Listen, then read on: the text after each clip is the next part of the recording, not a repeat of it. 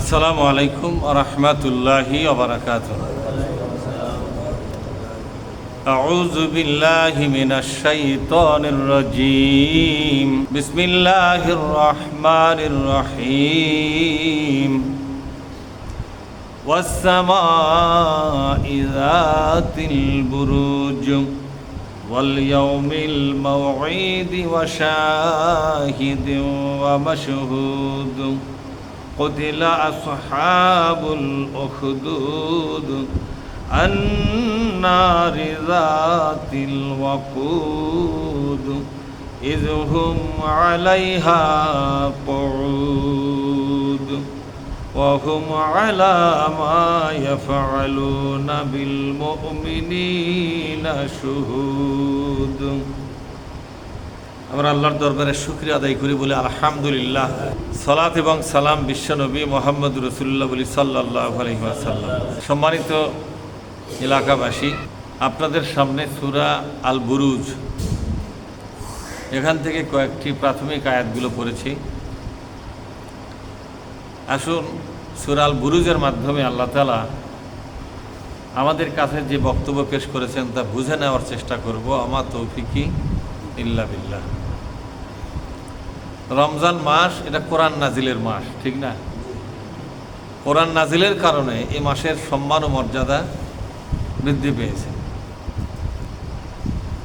আর কোরআনের প্রতি সম্মান প্রদর্শন করার জন্য মুসলমানদের এক মাস রোজা করার নির্দেশ দিয়েছেন কে? আল্লাহ তাআলা। সম্মানিত ভাইয়েরা, আল্লাহ তাআলা বলছেন ফামান শাহিদা মিনকুমুশ শাহর, তোমাদের মধ্যে কোনো ব্যক্তি যদি এই মাসটা দেখা পায়, সে যদি সাবালক হয়, নাবালকের জন্য তো রোজা নয়, সে যদি সাবালক হয় ফালিয়াসমহু, সে যেন রোজা আদায় করে। পুরা মাস রোজা করতে হবে। কেন করতে হবে? আমরা কোরআন পেয়েছি, আল্লাহর কাছ থেকে অত বড় একটা পুরস্কার হচ্ছে কোরআন। এত বড় একটা পুরস্কার আপনি অর্জন করতে পারলেন, এজন্য কি আল্লাহর শুকরিয়া করা লাগবে না? লাগবে কিনা? এখানে শুকরিয়া শুধু আলহামদুলিল্লাহ বললে হবে না। কোরআনের প্রতি শুকরিয়া হলে এক মাস রোজা রাখা। কারণ এক মাস রোজা রাখলে যে পবিত্রতা, যে তাকওয়া, যে পরহেজগারিতা তৈরি হবে, সেই লোকের মধ্যে আল্লাহর কোরআনটা বাসা তৈরি করতে পারবে। রোজা মানুষকে পবিত্র করে। কি করে জোরে বলেন? রোজা মানুষকে পবিত্র করে। এ কোরআন ধারণের জন্য আপনাকে এক মাস রোজা রাখতে হবে। এ রোজাটা কেন? আল্লাহ বলছেন লাআল্লাকুম তাত্তাকুন, তোমরা এই রোজার মাধ্যমে তাকওয়া অর্জন করতে পারবে, তাকওয়া অবলম্বন করতে পারবে, মুত্তাকি হতে পারবে। এজন্য তোমাদেরকে কোরআন নাজিলের এই মাসটাকে রোজা হিসাবে একটা মাস রোজা ফরজ করা হয়েছে। সুবহানাল্লাহ বলেন। এই রোজাটা আমাদের যুগের আগেও ছিল, অন্যান্য নবীর যুগেও কিন্তু রোজা ছিল। কামা কুতিবা আলাল্লাযিনা মিন ক্বাবলিকুম, তোমাদের আগে যারা এসেছিল তারাও কিন্তু রোজা করেছে। তারা এক মাস করেছে না 15 দিন করেছে এটা আমরা জানি না, কিন্তু আমাদের বেলায় একেবারে একটানা এক মাস। এক এক নবীর সময় রোজার সময়ের কম বেশি ছিল। সব নবীর সময় কিন্তু একই রোজা পরিমাণ ছিল না, পরিমাণে কম বেশি ছিল। কিন্তু আমাদের সময় এক মাস, এটা কিয়ামত পর্যন্ত এই নিয়মই থাকবে। এই নিয়মের আর পরিবর্তন। আমাদের নবীর পরে কি আর নবী আসবে? আসবে না। হ্যাঁ, ঈসা আলাইহিস সালাম আসবেন, কিন্তু নবী হিসাবে আসবেন না। তিনি আসবেন এ কোরআনেরই দায়িত্ব পালন করার জন্য আসবেন, নতুন কোনো শরীয়ত নিয়ে আসবেন না। ঈসা আলাইহিস সালাম কিন্তু সাধারণ নবী নয়, তিনি একজন রসুল ছিলেন। কি ছিলেন? ঈসা নবী বলা হয়, কিন্তু নবী তো সাধারণ বিষয়, কিন্তু নবীর উপরে মর্যাদা কি? রসুল। ঈসা নবী কিন্তু একজন রসুল। আল্লাহ তাআলা মুহাম্মদ সাল্লাল্লাহু আলাইহি ওয়াসাল্লামের এই কোরআনটাকে সহযোগিতা করার জন্য একজন রসুলকে আখিরি জামানায় প্রেরণ করবেন। তার নেতৃত্বে এই বিশ্বে কোরআন প্রতিষ্ঠা হয়ে যাবে। সুবহানাল্লাহ বলেন। এ বিশ্বের এমন কোনো জায়গা থাকবে না যে জায়গায় কোরআন কায়েম হবে না। ইহুদি বলেন, খ্রিস্টান বলেন, বৌদ্ধ বলেন, কিচ্ছু থাকবে না। হিন্দু বলেন বলে কিছু থাকবে না, বলে সব ম্যাসাকার হবে। কি হবে জোরে বলুন? সব ম্যাসাকার হবে। এই পৃথিবীতে শুধু একটা ধর্মই থাকবে, সে ধর্মের নাম কি? ইসলাম। এই পৃথিবী শুরু হয়েছিল একটা ধর্ম দিয়ে, তাহলে ইসলাম। আবার এই পৃথিবীতে একটা ধর্মই কায়েম হবে, সেই ধর্মের নাম কি? ইসলাম। মাঝখানে যত ধর্ম এসেছিল, ইহুদি ধর্ম, খ্রিস্টান ধর্ম, বৌদ্ধ ধর্ম, হিন্দু ধর্ম আছে না, এগুলা কিচ্ছু থাকবে না, সব ধ্বংস হয়ে যাবে। সব কি হবে জোরে বলুন? ধ্বংস হবে। ইসলামী জিন্দা থাকবে।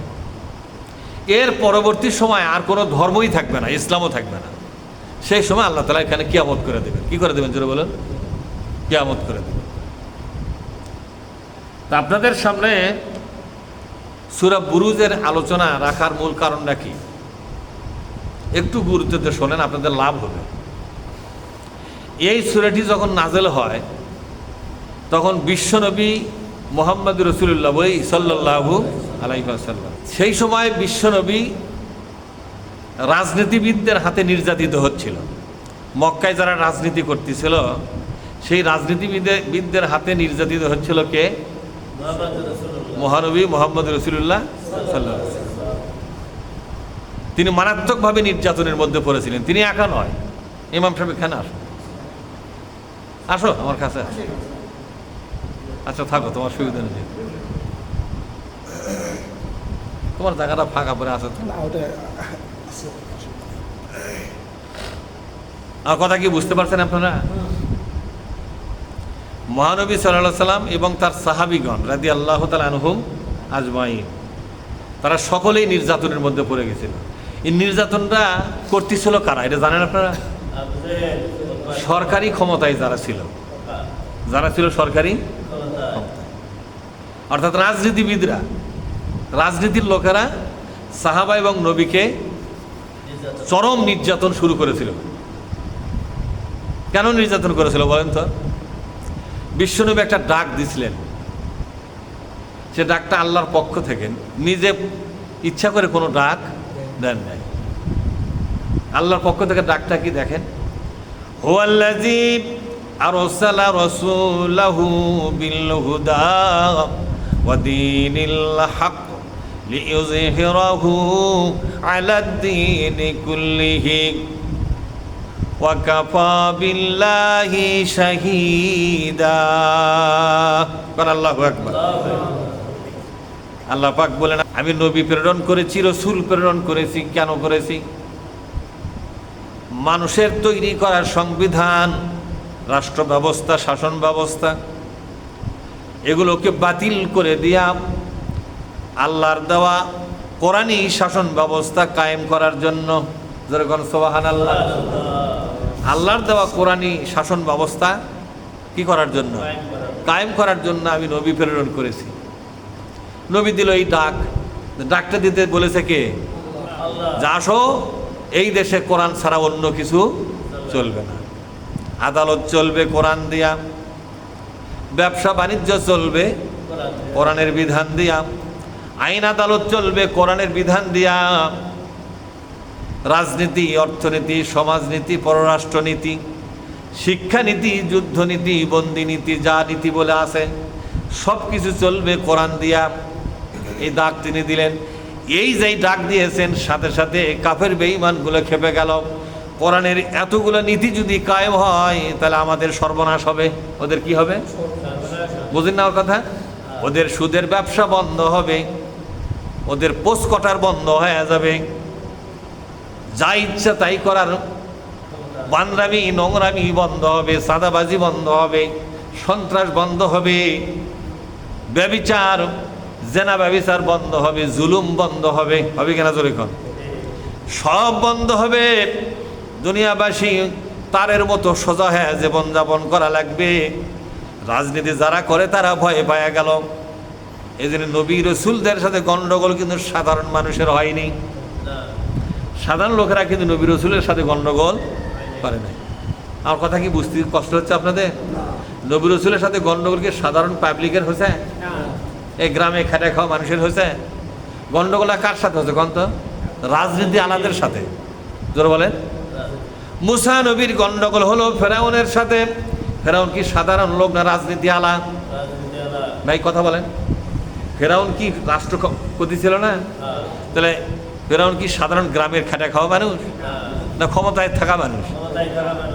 মুসা নবীর গন্ডগোল হলো ফেরাউনের সাথে। ফেরাউন ছিল রাজনীতিবিদ। ইব্রাহিম নবীর গন্ডগোল হলো নমরুদের সাথে। নমরুদ কি সাধারণ পড়তে আলা? মুরগি পালে, সাধারণ আবাদ করে খায়, কৃষি কাজ করে খায়, এগুলা না রাষ্ট্রপতি? নমরুদ ছিল রাজনীতিবিদ, পাকা রাজনীতিবিদ। ইব্রাহিমের সাথে গন্ডগোল শুরু হয়ে গেল। মুসা নবীর সাথে গন্ডগোল রাষ্ট্রপতির, রাজনীতি আলা। ঈসা নবীর সাথে গন্ডগোল হলো কার? ওই রাজনীতি আলাদের। আর কথা বোঝেননি? নুহু নবীর সাথে গন্ডগোল হলো রাজনীতি আলাদের। এগুলো কথা কোরআনে আসছে। এই কথাগুলো কোথায় আসছে? মহানবী মুহাম্মদ রাসূলুল্লাহ সাল্লাল্লাহু আলাইহি ওয়াসাল্লামের সাথে গন্ডগোল হলো রাজনীতি আলাদের সাথে। ঠিক না? আল্লাহর কোরআনের দায়িত্ব নিয়া, কোরআনের দাওয়াত নিয়া আজও যারা ময়দানে যাবে, কার দাওয়াত সঠিক আর কার দাওয়াত ব্যাঠিক এটা বোঝার জন্য একটা আলামত যথেষ্ট। যাদের সাথে রাজনীতি আলারা গন্ডগোল লাগে বুঝতে হবে এই দাওয়াতটাই সঠিক দাওয়াত। সুবহানাল্লাহ। তাহলে কি বোঝা গেল? হকপন্থী এবং বাতিলপন্থী কারা? ইসলামের নামে তো সবাই দাওয়াত দেয়, কিন্তু রাজনীতি আলারা সবার সাথে কি গন্ডগোল লাগছে? কতক্ষণ দেখা পারে আপনারা? রাজনীতি আলারা যাদের সাথে গন্ডগোল লাগবে বুঝতে হবে তাদের দাওয়াতটাই আসল দাওয়াত এবং হকের দাওয়াত। বুঝলেন না আমার কথা? যুগে যুগে রাজনীতি আলাদের সাথেই তো গন্ডগোল হয়েছে, হয়নি? যেই ইসলামী দাওয়াতের সাথে রাজনীতি আলারা গন্ডগোল করে না বুঝতে হবে ওই ইসলামী দাওয়াতের মধ্যে কিছু ভুল আছে, কিছু সমস্যা আছে। ওটা হকপন্থী নয়। হকপন্থী হলে রাজনীতি আলাদের দুশ্মন হবেই, এতে কোনো সন্দেহ। দুর্যোগ এবং চরম জুলুম আর নির্যাতনের সময় সূরা বুরুজকে আল্লাহ নাজিল করে দিলেন। সুবহানাল্লাহ বলেন। এই সূরা বুরুজের মধ্যে একটা ইতিহাস আল্লাহ পাক দুনিয়াবাসীকে জানালেন। আমাদের নবীরও জন্মের অনেক আগেকার একটা ঘটনা, একটা নির্মম নির্যাতনের ঘটনা। কি ঘটনা জোরে বলুন? নির্মম নির্যাতনের ঘটনা ঘটেছিল একবার আমাদের নবীর জন্মের অনেক আগে, অন্য নবীর আমলে। কোন নবী সে নবীর নাম এখানে দেওয়া হয়নি, কিন্তু আল্লাহ বলেছেন ইতিহাসটা। ওই নবীর নাম বলাটা মূল উদ্দেশ্য নয়, উদ্দেশ্য ঘটনাটা বলা। কথা বোঝেন নেই? আল্লাহ পাক বললেন ওয়াসসামাই যাতিল বুরুজ। আমার সাথে একটু জোরে করে বলেন তো, ওয়াসসামাই যাতিল বুরুজ। কেন বলতে বললাম জানেন? যারা ভালো করে পড়তে পারে এক অক্ষরে তারা নেকি পাবে হলো 10টা, আর যারা মুখের সাথে মুখ মিলে মিলে পড়বে কষ্ট করে করে একটা অক্ষরে তারা 20টা করে নেকি পাবে। এই যে আপনারা আমার সাথে ঝুলে ঝুলে পড়তেছেন না, আপনারা পাবেন এক অক্ষরে কয়টা, আর আমি পাবো কয়টা? কার লাভ হলো? লাভের জন্যই তো বসা, কথা ঠিক না? তো লাভ ছেড়ে দেবেন কে? বলেন আমার সাথে বলেন, ওয়াসসামাই যাতিল বুরুজ। আল্লাহ পাক বলছেন ও দুনিয়াবাসী, ওই আকাশের কসম আমি খাচ্ছি, শোনো, ওই আসমানের কসম আমি খাচ্ছি যে আকাশের মধ্যে অসংখ্য তারকা আছে, গ্রহ নক্ষত্র আছে, পথ নিহারিকা, গ্রহ নৌপুঞ্জ এগুলো আছে, আছে না? তারকাপুঞ্জ, বিভিন্ন গ্যালাক্সি আছে, মিল্কি ওয়ে আছে, এগুলো আছে। সবগুলোকে আরবিতে বলা হয় বুরুজ। কি বলা হয় জোরে বলুন? অসংখ্য তারকা খচিত আসমানের কসম আমি খেলাম। একটা ঘটনা তোমাদেরকে বলবো, এই ঘটনার গুরুত্ব দিয়ে শোনার জন্য আমি ঘটনা শুরু করেছি কসম খায়া। কি খায়া? তাহলে একটা সৃষ্টির কসম কে খাচ্ছে? আল্লাহ। আল্লাহ সৃষ্টির কসম খাওয়া পারবে, আমরা কি পারবো? আমরা কিন্তু কথায় কথা বলি, ভাই তোর মাথা শুয়া করছি, বলে কিনা? বুক শুয়া করছি, চোখ শুয়া করছি, বলে কিনা? আমাদের জন্য এটা জায়েজ নেই। সৃষ্টি আর একটা সৃষ্টির নামে কসম খেতে পারবে না। সৃষ্টি শুধু কসম খাবে কার? স্রষ্টার।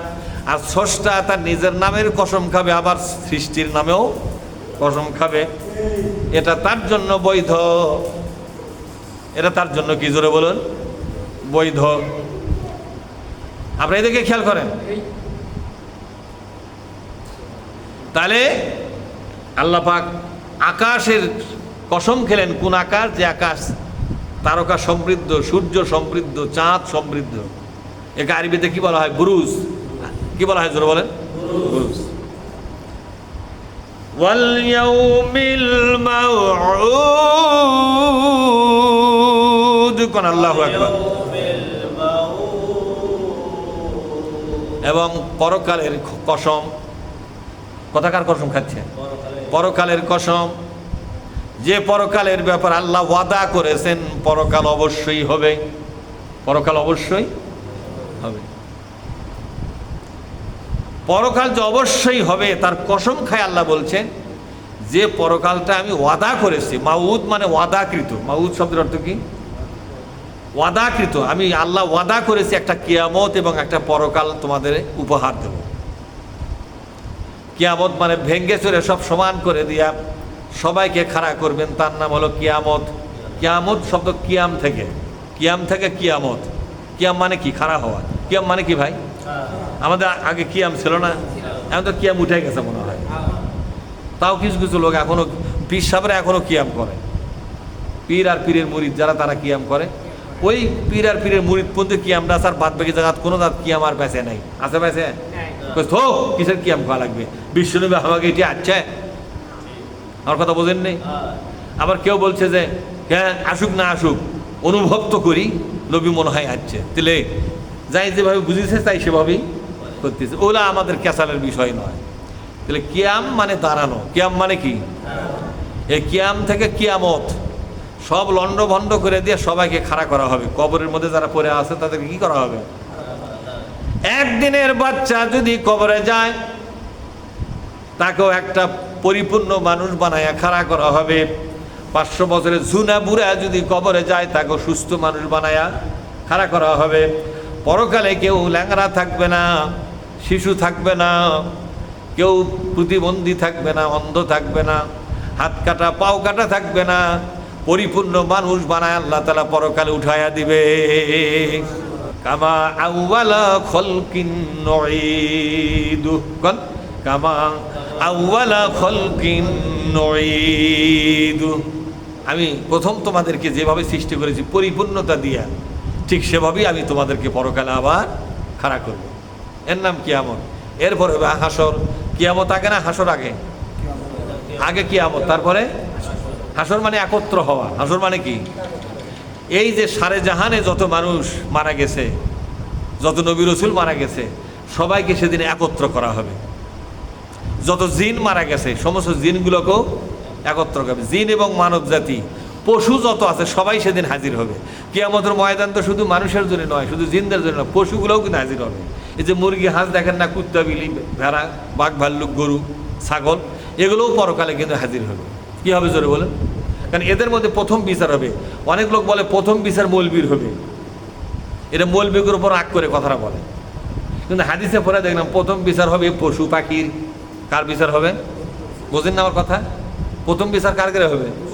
পশু পাখির। তাহলে মৌলবীর বিচার আগে হবে, কথাটা কি ঠিক হলো? এটা তো হাদিস আছে এক কথা, এরা গায়ের জোরে আর এক কথা বলে। পশু পাখির বিচার শেষ করার পর তারপরে মানব জাতির বিচার শুরু হবে। মানব জাতির বিচার তারপরে শুরু হবে। এটা হলো হাসর। এটা হলো কি জোরে বলো? হাসর। এবার আল্লাহ তাআলা বলছেন ওয়াশাহিদ ওয়া মাশহুদ। বলেন ওয়াশাহিদ ওয়া মাশহুদ। যারা দেখে, দৃশ্য যারা দেখে এবং ওই দৃশ্য ঘটনাগুলোর কসম আমি খেলাম। কে বলছেন এই কথা? এটা দুটো অর্থ। একটা হলো কিয়ামতের ময়দানে একদল মানুষ কিয়ামত দেখবে, দেখে দেখে তখন বলবে, এই কিয়ামতের ময়দান আমরা বিশ্বাস করি নাই দুনিয়ায়, শুধু শুনেছি, অন্তর দিয়ে আমরা বিশ্বাস, কিন্তু আজকে সত্যিই তো আমাদের চোখের সামনে কিয়ামতটা হয়ে গেল। আর কিয়ামতের 50,000 বছরের সমস্ত ঘটনা এবং দুর্ঘটনা, জান্নাতে যাওয়া, জাহান্নামে যাওয়া, রোদের তাপ, বিচার ব্যবস্থা, সাফায়াত, আছে না এগুলা? দৌড়ি পালাপালি যা কিছু সেখানে ঘটবে সব কিছু দাঁড়িয়ে থেকে দেখবে। এটা গেল একটা অর্থ, একটা ব্যাখ্যা। আর একটা ব্যাখ্যা হলো, যেই জামানায় একদল মুসলমানের উপর নির্যাতন করা হচ্ছিল, ও নির্যাতন করার ওই জামানায় সেই এলাকার, সেই দেশের মানুষগুলো দেখতেছিল যাদের উপর নির্যাতন করা হচ্ছিল, তাদের নির্যাতনের দৃশ্য দেখতেছিল, আবার যারা নির্যাতন করতেছিল তাদেরকেও দেখতেছিল। আমার কথা বোঝেননি? বিশ্বনবীকে যে নির্যাতন করা হচ্ছিল মক্কার মাটিতে, মক্কার এলাকার জনগণ তা দেখতেছিল কিনা?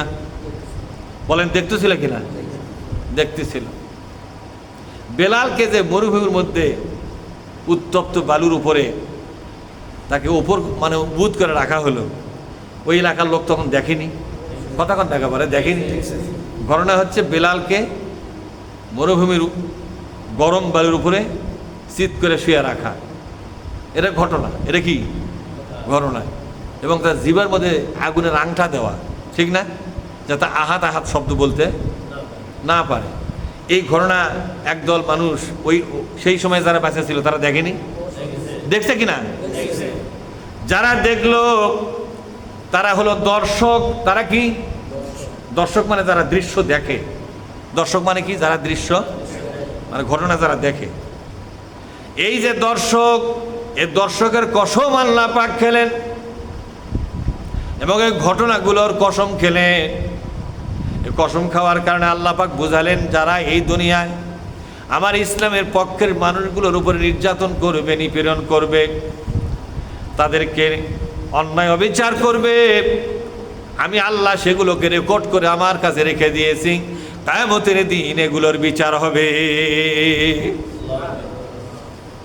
কি হবে? জোরে বলুন। কিয়ামতের দিন এগুলোর কি হবে? বিচার হবে। আর যে জনগণ এগুলো দেখলো, একটা প্রতিবাদ পর্যন্ত করলো না। 16.5 বছর বিগত সরকারের আমলে, এই সরকার না, ইউনূসের আগের এক সরকার ছিল না? হ্যাঁ, সেই সরকারের আমলে ইসলামের লোকগুলোর উপর বিপদ মুসিবত চাপে আসছিল না? এই 16.5 বছরের অত্যাচার, নির্যাতন, এগুলো বাংলাদেশের 20 কোটি মানুষ দেখেনি? কতক্ষণ দেখে পারে? দেখছে কিনা? জেলত যাওয়া, জামিন নেওয়া, পালিয়ে থাকা, এগুলো দেখেনি? তারপরে হত্যা করা, ফাঁসি দেওয়া, গুলি করে মেরে ফেলে দেওয়া, গুম করে ফেলে দেওয়া, দেখছে কিনা? জোরে কর। দেখছে, শুনছে, কথা ঠিক না? কিন্তু এই দর্শক যারা, তাদের কসম খাওয়া হচ্ছে, আর এই ঘটনাগুলোর কসম খাওয়া হচ্ছে।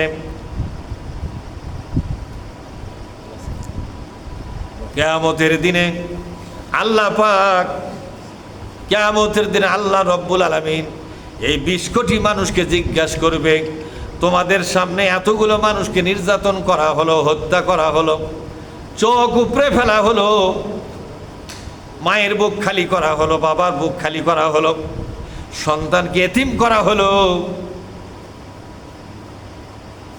এত ভয়াবহ নির্যাতন চালানো হলো,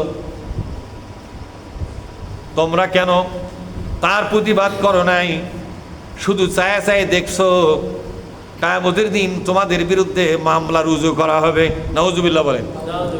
এই যে ইসলামের পক্ষের লোকগুলো বাংলাদেশে 16.5 বছর যে নির্যাতন হয়েছে, ওরা তো নির্যাতন হয়েছেই, আর যারা 20 কোটি মানুষ চায়া চায় দেখছে, এদের বিচার হবে না? হবে না? আপনারা তো মনে করছেন খালি ওই জালেমের বিচার হবে, তাই মনে করছেন? আপনাদেরও বিচার হবে। আপনারা এই নির্যাতনের বিরুদ্ধে কেন দাঁড়াননি? কেন মজলুমের পক্ষে গেলেন না? জালেমের বিরুদ্ধে কেন দাঁড়ালেন না? এই জন্য কিয়ামতের ময়দানের বিচার হবে। আজও কিন্তু নির্যাতন চলছে। এই যে শেরপুর জেলা, একটা লোক রাস্তার উপরে কুবে মেরে ফেলেছে একবার। লোকটা অপরাধ হচ্ছে, সে ইসলাম কায়েমের আন্দোলন করে। এই যে রাজশাহী সাঁকোয়া নামে এলাকা, তাই বলে এই আদমদিঘির সাঁকোয়া নয়, রাজশাহীটা সাঁকোয়া নামক একটা গ্রামে ঈদগাহ মাঠের ইমাম নিয়ে গণ্ডগোল। সেই মিটিংয়ে জামাত ইসলামের একজন কর্মী একজন ইমামের প্রস্তাব দিয়েছে, ওখানে ওনাকে পিটা হত্যা করেছে। লোকটা ছিল মসজিদ, বড় একটা মসজিদের মুয়াজ্জিন। সে বলছিল, বাড়ি অমুক ইমামুক লাও বাড়ি কোরআন থেকে খুব ভালো আলোচনা করে, আর তোমরা তাকলিবার থাকছ, এই লোক তো কোরআন হাদিসের গপ্প করে না, খালি কিচ্ছা কাহিনীর রস করে। আর কথা বোঝেন নেই? এই বললো কেন? এই পরশু দিনের আগের দিন তা ওখানেই কুবে মারে ফেলেছে একবার। তাহলে এই নির্যাতনের আজও কিন্তু বাংলাদেশে এখনো চলতেছে কিনা? আর যারা ফেসবুক দেখেন তারা বুঝতে পারবেন যে নির্যাতন কি পরিমাণ শুরু হচ্ছে বাংলাদেশে। এই যে আমির হামজা যে কুষ্টিয়া সদরে এমপি হয়নি, সেখানে 250টা পরিবার যারা দাঁড়িপাল্লা মার্কা ভোট দিয়েছে, তাদের বাড়িঘরগুলো চাইনিজ কুড়াল দেয়, টিনের বেড়াগুলো কাটে বাড়ি ধ্বংস করে দিয়েছে একবারে। 250টা পরিবার রাস্তাতে খাড়ায় আছে, কিচ্ছু নেই বাড়ির মধ্যে। তাহলে একটা সরকার আজ কায়েম আছে, তারপরও কিন্তু এই অন্যায়গুলো নির্যাতনগুলো চলতেছে। ছায়া দেখতেছে সারা বাংলাদেশের মানুষ, চুপচাপ বসে আছে, মনে করতেছে যারা অন্যায় অত্যাচার জুলুম নির্যাতনের শিকার হয়ে গেছে তারাই খালি বলো, এরা বলো দুনিয়ায়। আর যারা দুনিয়ার 20 কোটি মানুষ এই বাংলাদেশের, এরা আখিরাতের ময়দানে আল্লাহর কাছে আসামি হয়ে তারা পরকালে মরবে। কোন মরা ভালো? দুনিয়ায় মরা ভালো না আখিরাতে মরা ভালো? কথা কন না আপনারা? দুনিয়ায় বিপদে পড়া ভালো না আখিরাতে বিপদে পড়া ভালো? হ্যাঁ, এরা তো দুনিয়ায় বিপদে পড়ছে, আখিরাতটা ঝরঝরা। আর যারা এই দুনিয়াতে একটু সুযোগ সুবিধা পাওয়ার আশায়, একটু শান্তি পাওয়ার আশায় কোনো ঝুর ঝামেলার মধ্যে যাচ্ছে না, এরা বিপদে পড়বে আখিরাতে। কোথায় বিপদে পড়বে? আখিরাতে বিপদে পড়বে। আল্লাহ পাক বলছেন, কতিলা আসহাবুল উখদুদ। আল্লাহু আকবার। আল্লাহ পাক বলছেন, যারা গর্ত খনন করেছিল বিশ্বনবীর জন্মেরও অনেক আগে একদল মানুষ ওই দেশে ইসলাম কায়েমের আন্দোলন শুরু করেছিল। আজ বাংলাদেশে একদল মানুষ কোরআন কায়েমের আন্দোলন করে না? আপনারা কি জানেন, শুনছেন কোরআন কায়েমের আন্দোলন হয় দেশে? আল্লাহর আইন চাই সৎলোকে এই আন্দোলন করে কিনা একদল মানুষ? আপনাদের গ্রামও তো 2-4টা মিটিং ম্যান হয়েছে, এই কথাগুলো বলে তো যে সংসদ চলবে কোরআন দিয়ে, বলে না এগুলো?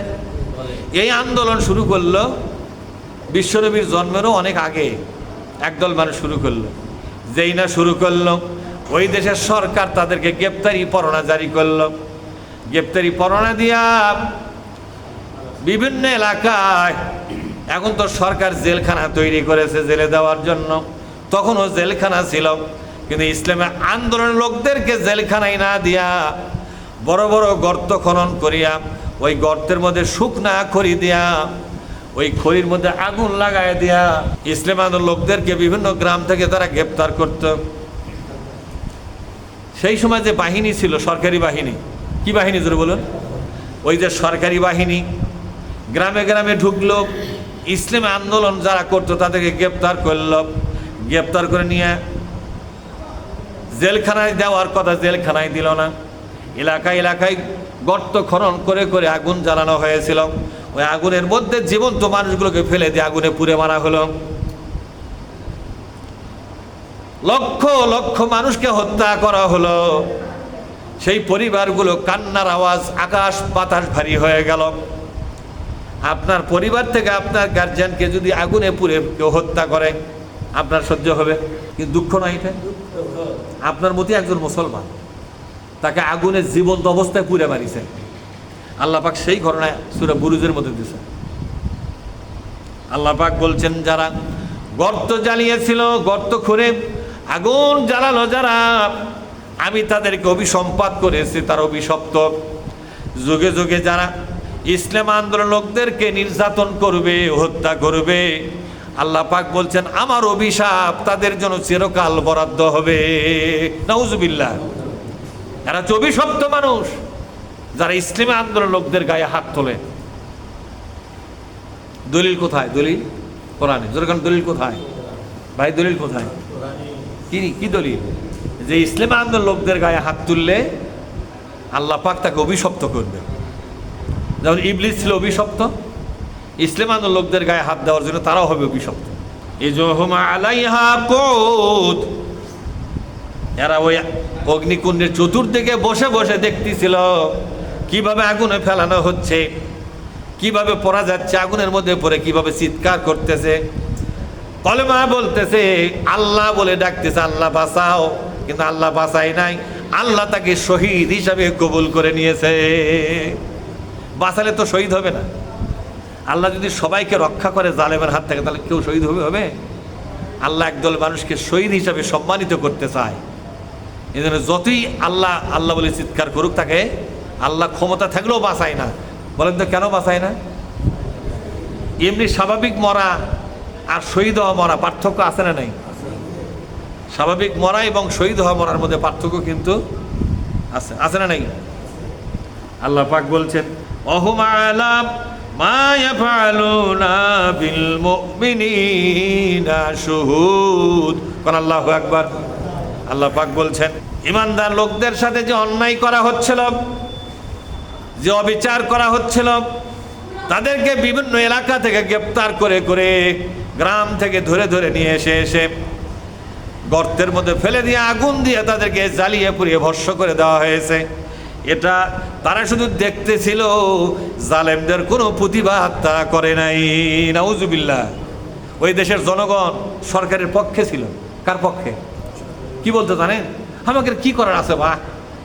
সরকার যদি তার ক্ষমতা দিয়ে মানুষ অত্যাচার করে, আমরা কি করে পারি?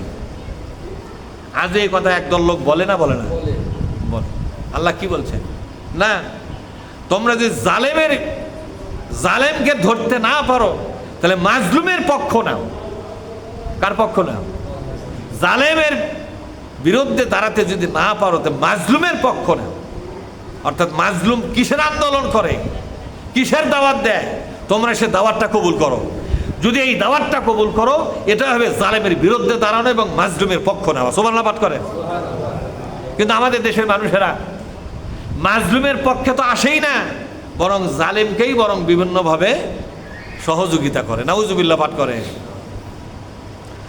ওয়ামা নাকামু মিনহুম ইল্লা আইয়ুমিনু বিল্লাহিল আজিজিল হামিদ। কোন আল্লাহু আকবার। আল্লাহ পাক বলছেন, ওয়ামা নাকামু, এদেরকে এই জন্যই শুধু হত্যা করা হলো, নির্যাতন করা হলো। ওরা শুধুমাত্র এক আল্লাহ বিশ্বাসী ছিল, শুধুমাত্র এক আল্লাহর ইসলামকে তারা কায়েমের আন্দোলন করেছে। ইসলাম কায়েমের আন্দোলন করার কারণে এদেরকে হত্যা করা হয়েছে। এদের আর কোনো অপরাধ নাই। সুবহানাল্লাহ। অর্থাৎ ইসলামী আন্দোলন যারা করে, তারা ছিল নিরপরাধ মানুষ। তারা যে নিরপরাধ ছিল, এই সাক্ষীটা কে দিচ্ছে? আল্লাহ রাসূল কি বলছেন? ওয়ায়াতাদারাসুনা বাইনাহুম নাযালাত আলাইহিমুস সাকিনাহ। যারা কোরআনের সাথে আলোচনার সাথে যারা অংশগ্রহণ করে, আল্লাহ পাক স্পেশাল একটা রহমত তাদের ভাগ্য বদলাবার জন্য তাদের জন্য নাজিল করে দেয়। জোরে কোন সুবহানাল্লাহ।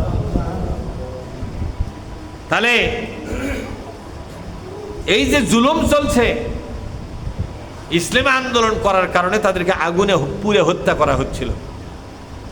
এ কথার দ্বারা মক্কায় সাহাবাদেরকে আল্লাহ পাক বুঝালেন যে এই মক্কায় যে অত্যাচার চলছে তোমাদের উপরে, এটা এই অত্যাচার দেখে অবাক হওয়ার কিছু নয়, বরং এই ইসলাম কায়েমের আন্দোলন যুগে যুগে যারাই করেছে, তারাই সেই সময়ের সরকারের অত্যাচারের শিকার হয়েছে। তোমাদেরকে তো মারধর করতেছে, আর আগেকার যুগের ওই ইসলামী আন্দোলন লোকদেরকে আগুনের মধ্যে ধাক্কা দিয়ে ফেলেতে পুড়ে মেরায় শেষ করে দিচ্ছে একবার। এই নির্যাতন এখনো তোমাদের শুরুই হয়নি।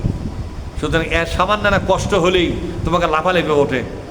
এই যে গত 16.5 বছরে এমন কোনো দিন নেই যেদিন আমাকে যা জিজ্ঞেস করে না, হুজুর আর কত?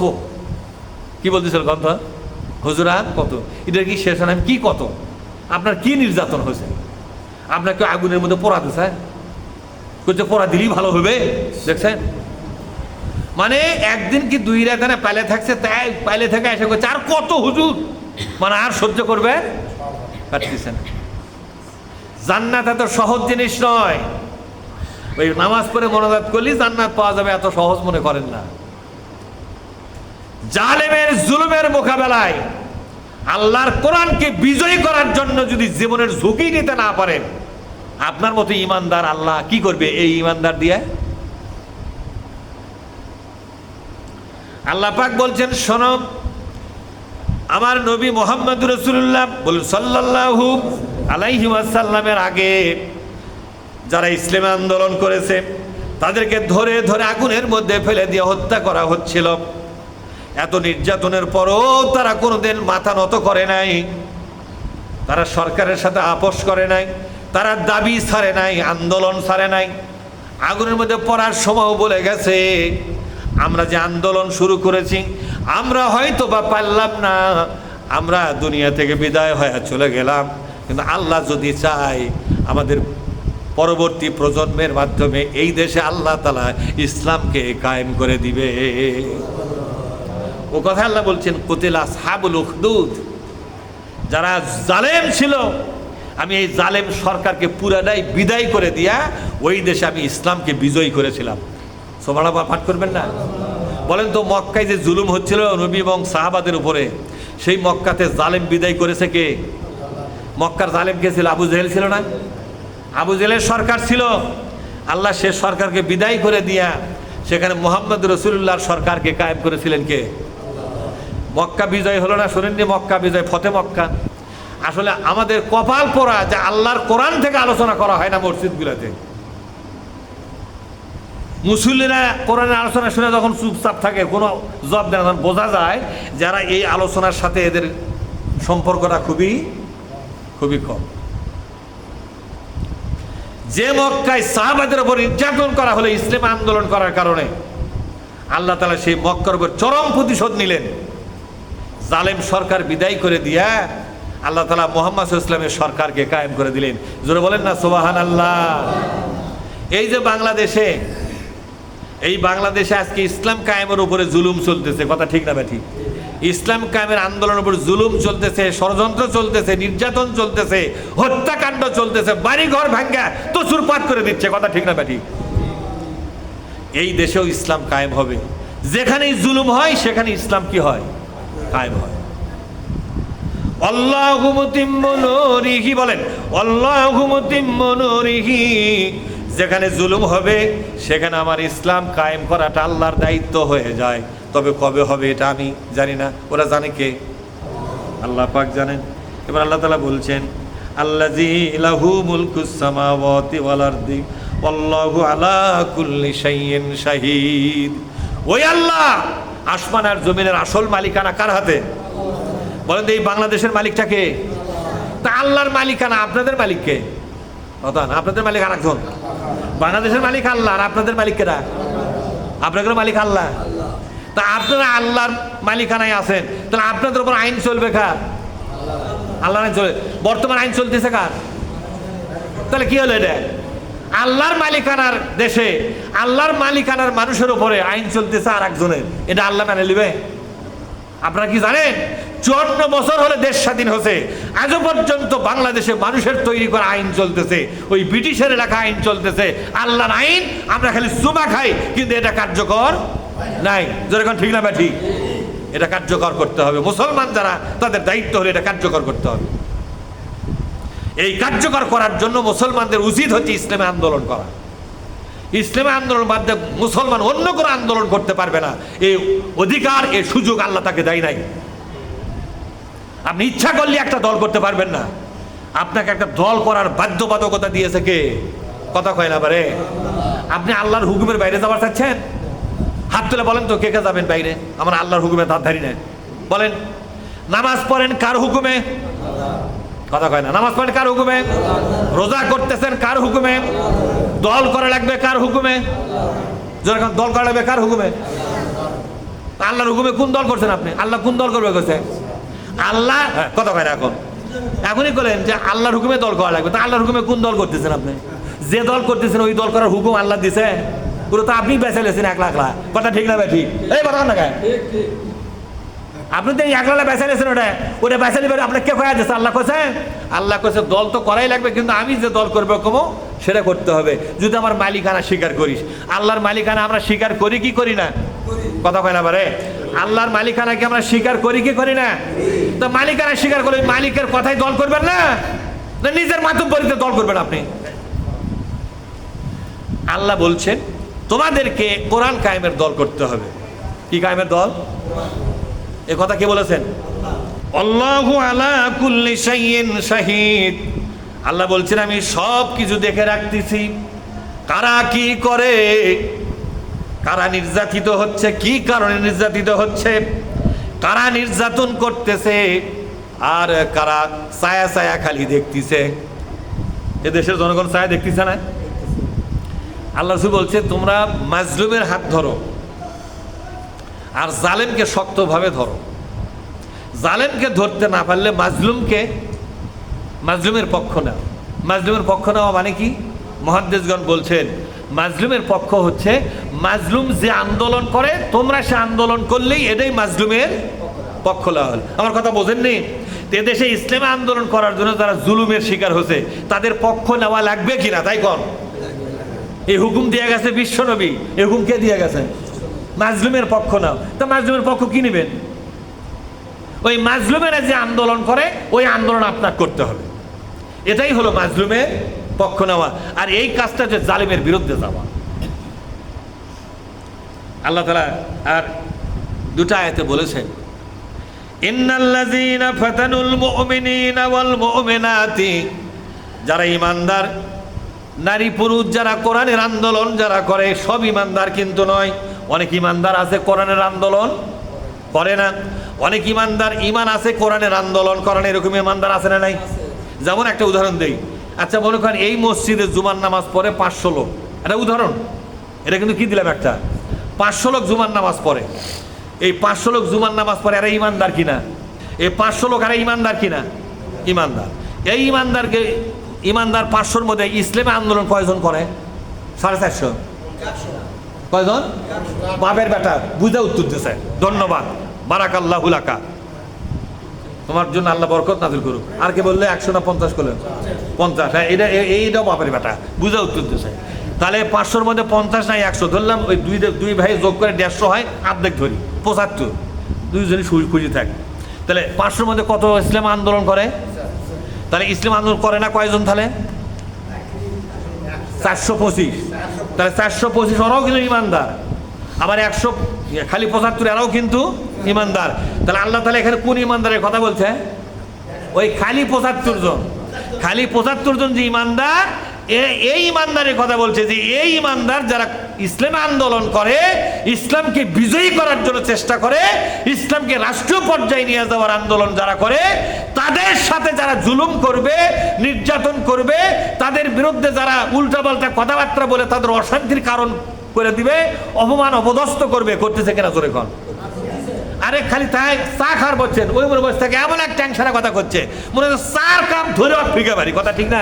মানে কুত্তা মুতে দেওয়ার মতো কাউ তাক লাগে, কথা কথা কন না একেবারে, হয় কিনা? আপনি ইমানদার, আপনি বলছেন আপনার কিছু করছে না, কিন্তু আমি যেই বলছি আমাকে ওই মনে থাকছে, দেখছো এটা আছে, আজ এটা আছে, আমি কি আছি বাঘ ভাল্লুক আছি ওঠি, আমাকে দেখেন টিটকারি মারা লাগবে। খায় তার মানে আমি ইসলাম আন্দোলন করি, এখন টিটকারি আমার। আপনি ইসলাম আন্দোলন করেন না, আপনি কোনো টিটকারির মধ্যে, জুলুমের মধ্যে, নির্যাতনের মধ্যে আপনি পড়বেন না। আল্লাহ পাক বলছেন যারা নাকি ইসলাম আন্দোলন করার কারণে নির্যাতিত হলো, যারা নির্যাতন করলো, আর যার নির্যাতন দেখার পরও ইসলাম আন্দোলনের পক্ষ নিল না, তাহলে 425 জন আর ইসলাম আন্দোলনের পক্ষ নিয়েছে। 425 জনে 500-র মধ্যে 425 জন ওরা ইসলাম আন্দোলনের পক্ষ নিয়েছে। ওরা না নিয়ে আর কি হয় আছে, খালি দেখতেছে, কথা ঠিক না? ঠিক, ওরা দর্শক। আল্লাহ পাক বলছেন তাদের জন্য কি হবে? সুম্মা লাম ইয়াতুবু, যদি তওবা না করে, তওবা মানে ফিরে যদি না আসে, ফিরে আসা মানে বোঝেন, ওই 425 জন ইসলাম আন্দোলন করে না, এর থেকে ফিরে আসা লাগবে। কোথায় ফিরে আসা লাগবে? এখন তো ইসলাম আন্দোলন শুরু করা লাগবে, মানে ইসলাম আন্দোলন করতেছিল না, এখন ইসলাম আন্দোলন করতে হবে, ফিরে আসা। যদি ফিরে না আসে তাদের জন্য ফালাহুম আযাবু জাহান্নাম ওয়া লাহুম আযাবুল হারিক, তাদের জন্য জাহান্নামের আগুনে তাদেরকে আগুনে পুড়ে ফেলা হবে। কার কথা? আর যারা নাকি ইন্নাল্লাযীনা আমানু ওয়া আমিলুস সলিহাতি, আর যারা নাকি ঈমান আনলো আর দেশটাকে সংশোধন করার, সলেহাত মানে কি? সোলেনামা মানে হলো সংশোধন, সোলেনামা মানে কি? সংশোধন। সংশোধন করে যারা এই দেশটাকে ইসলামাইজ করার চেষ্টা করবে, লাহুম জান্নাতুন তাজরি মিন তাহতিল আনহার, তাদেরকে জান্নাত দেওয়া হবে। জালিকাল ফাউজুল কাবীর, এটা হলো সবচাইতে বড় সফলতা।